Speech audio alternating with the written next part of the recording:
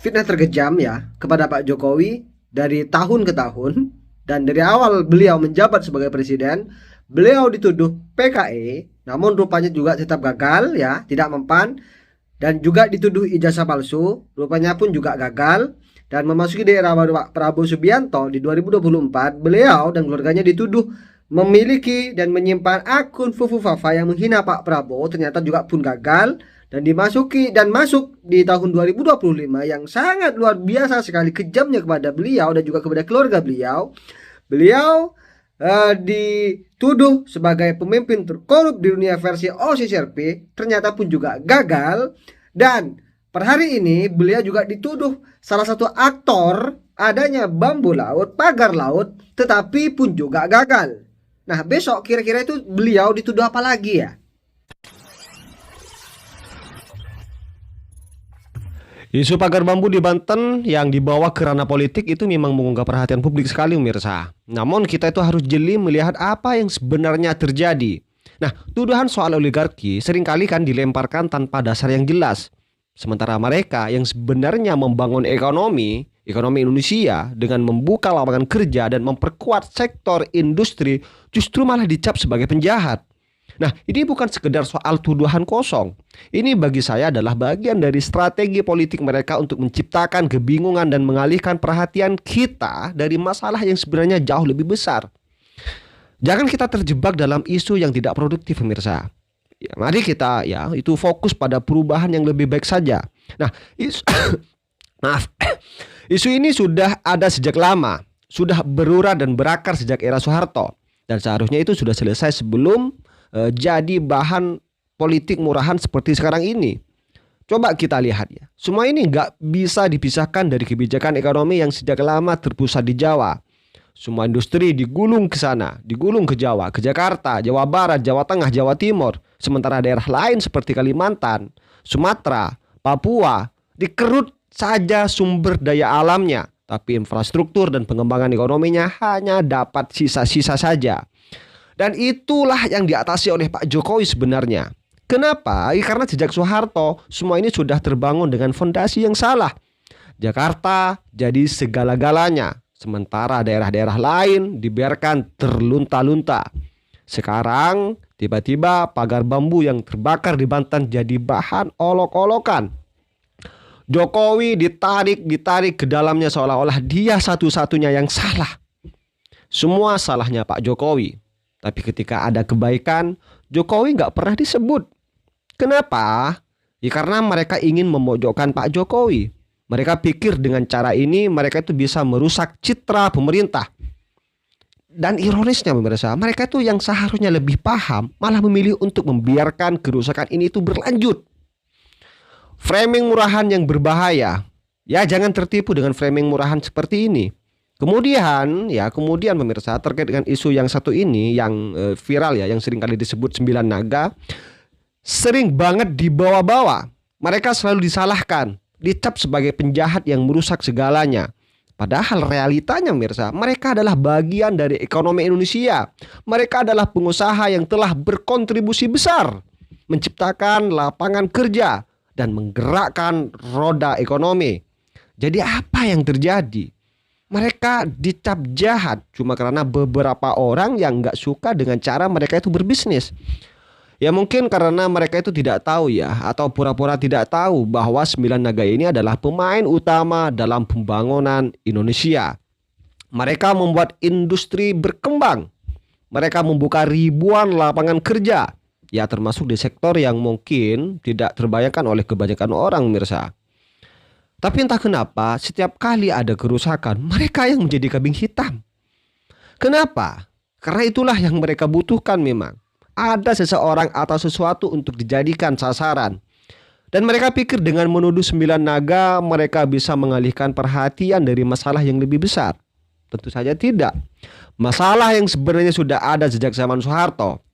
Kita harus sadar teman-teman, ini bukan soal bambu di Banten saja. Ini sekedar pengalihan saja. Ya, ini soal sistem yang sudah rusak bertahun-tahun yang diabaikan oleh mereka yang merasa nyaman di dalamnya. Sistem ekonomi yang terpusat di Jawa, ya, di Jakarta yang mengabaikan daerah-daerah lain.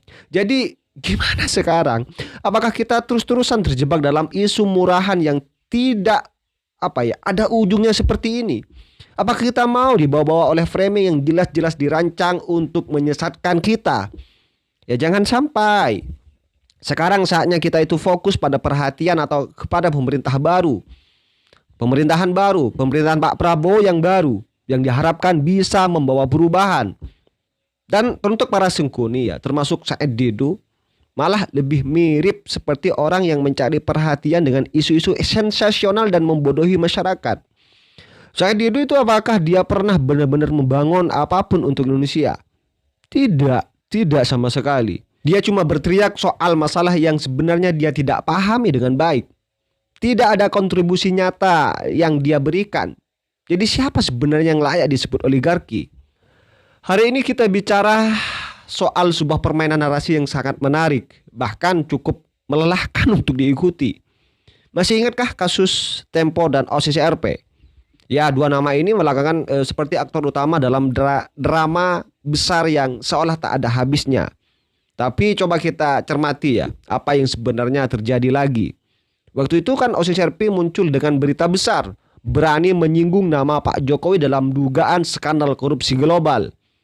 Nama yang tak sembarangan tentunya. Publik langsung gempar. Apalagi ketika majalah Tempo menjadikan cerita itu headline berulang kali. Seolah ada misi khusus yang harus diselesaikan. Kan begitu. Namun apa hasil akhirnya? OCCRP sendiri angkat tangan pemirsa. Mereka mengklarifikasi bahwa tidak ada bukti, tidak ada fakta, dan tidak ada celah yang menunjukkan bahwa Pak Jokowi itu terlibat korupsi. Bahkan pemilik OCCRP terang-terangan menyatakan bahwa nama Jokowi itu muncul hanya karena ada seseorang mengirimkan email terkait survei mereka. Nah, di sini sudah mulai terasa lucunya ya. Tempo itu dengan segala klaimnya sebagai media investigatif tetap bersikeras menggiring opini bahwa Pak Jokowi adalah presiden paling korup di dunia. Padahal sumber utama yang mereka gunakan sudah menarik pernyataan itu. Jadi sebenarnya narasi siapa yang sedang dibangun di sini? Ya kita tahu bahwa media itu memiliki kekuatan besar, yang sangat besar sekali memang. Mereka mampu membentuk persepsi publik, menentukan siapa yang dianggap pahlawan, siapa yang dianggap penjahat. Kan begitu. Nah, tapi saat media seperti Tempo terus-menerus mendorong narasi negatif tanpa bukti yang kuat, apa yang sebenarnya mereka itu sedang kejar?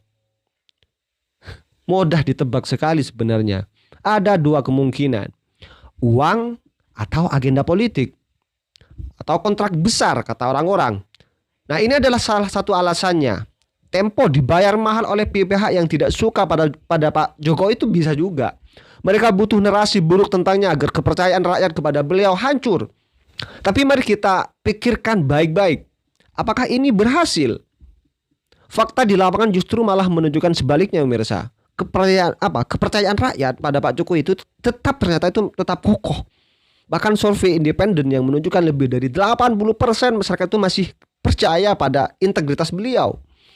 Itu jauh di atas angka kepercayaan terhadap media seperti Tempo yang terus-menerus menggiring opini dengan headline penuh kebencian.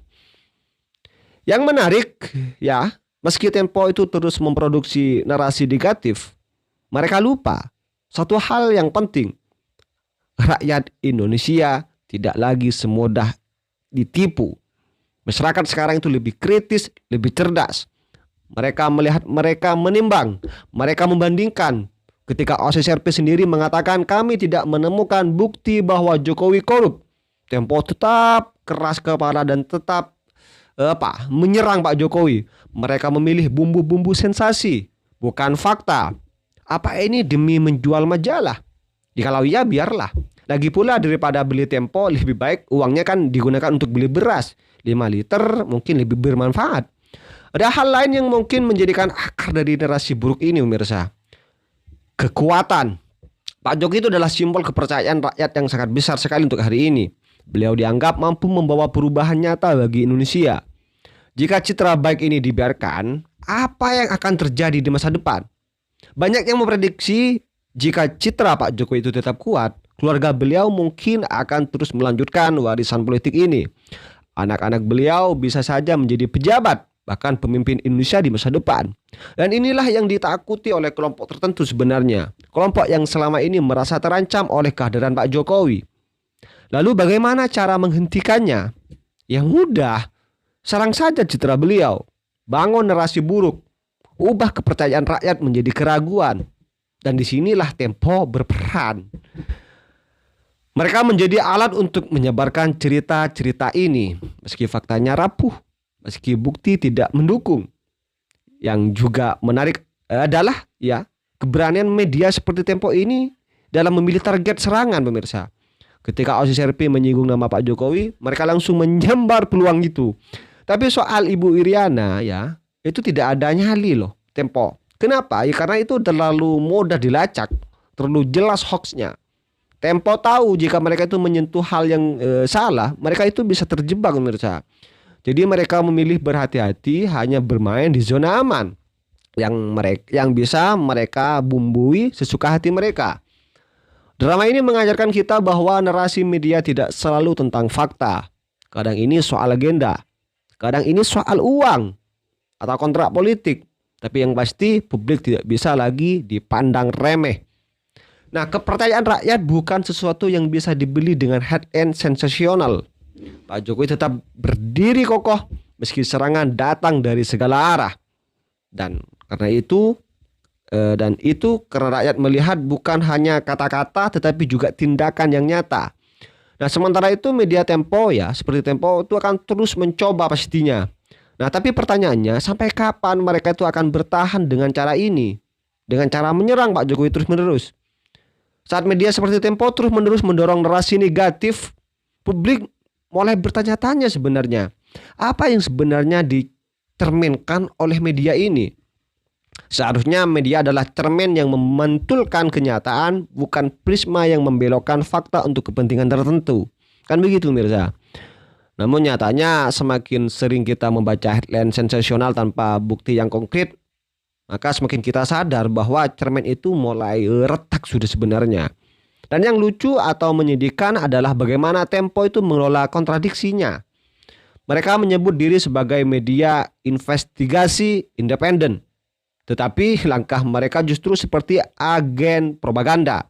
Fakta tidak diolah secara jernih, melainkan disusun agar sesuai dengan narasi yang diinginkan. Ironisnya juga di saat yang sama mereka memanfaatkan klaim independensi untuk membungkam kritik, pemirsa. Kami hanya melaporkan kata mereka, padahal yang mereka lakukan lebih dari sekedar melaporkan rakyat dan pilihan informasi. Siapa yang harus didengar? Di tengah kebisingan narasi yang bertabrakan ini, rakyat sebenarnya dihadapkan pada dua pilihan. Percaya pada media yang terus mengulangi isu tanpa dasar atau melihat langsung pada apa yang telah dicapai oleh pemimpin mereka. Rakyat lebih cenderung malah memilih yang kedua, yang pemimpin kerjakan. Apakah ini berarti rakyat Indonesia buta akan kekurangan pemimpinnya? Tentu sudah tidak. Kita tahu tidak ada pemimpin yang sempurna memang, tapi rakyat juga tidak bodoh. Mereka bisa membedakan mana kritik yang membangun, mana serangan yang membabi buta, yang cumanya dibuat-buat. Mereka tahu bahwa media seperti Tempo tidak sedang mengabarkan, tetapi sedang menggiring opini. Tempo dan strategi yang gagal hari ini. Rasain. Lalu apa yang sebenarnya dicapai oleh strategi Tempo ini? Yang jika tujuannya adalah menghancurkan citra Jokowi, fakta di lapangan berkata sebaliknya. Bukannya runtuh, tentu dukungan terhadap Jokowi justru malah semakin solid dan semakin menguat. Setiap headline Tempo yang bernada miring justru memperkuat keyakinan banyak orang bahwa ini adalah serangan politik terhadap Pak Jokowi. Bukan sekedar pemberitaan. Dan lebih ironisnya lagi, OSIS RP yang menjadi pijakan awal dari narasi ini sudah mengakui bahwa mereka tidak memiliki bukti apapun. Namun Tempo terus-menerus memeras cerita yang sudah kehilangan esensinya. Ibarat mencoba memerah air dari kain yang sudah kering. Mereka tetap melakukannya meski hasilnya nihil. Ketakutan yang terus membayangi mereka. Ketakutan terbesar mereka bukanlah tentang siapa Jokowi hari ini, tetapi siapa yang mungkin muncul karena warisan beliau. Bayangkan seorang pemimpin yang dicintai rakyat bisa membuka jalan bagi generasi selanjutnya. Anak-anak Jokowi mungkin akan tumbuh menjadi pemimpin yang kuat, mengandalkan nama besar ayah mereka. Dan ini adalah ancaman nyata bagi kelompok yang selama ini merasa nyaman di puncak kekuasaan.